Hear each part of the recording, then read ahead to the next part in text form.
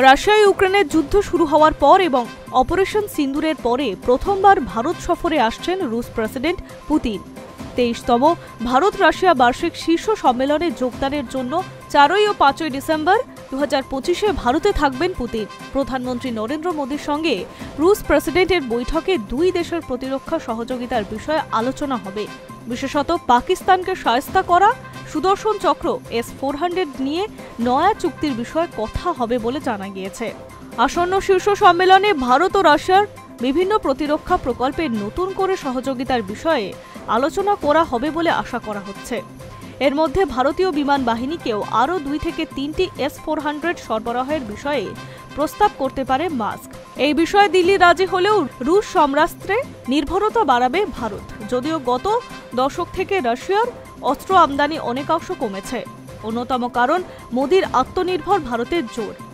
আগেই ক্রেমলিনের তরফে জানানো হয়েছিল ডিসেম্বর মাসের 4 এবং 5 তারিখ ভারতে আসছেন রুশ প্রেসিডেন্ট। ভারতের প্রধানমন্ত্রী নরেন্দ্র মোদীর আমন্ত্রণে ভারতে আসছেন তিনি।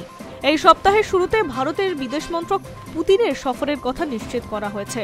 দিল্লি এবং মস্কোর মধ্যে বার্ষিক সম্মেলনে তিনি যোগ দেবেন বলে জানা গিয়েছে।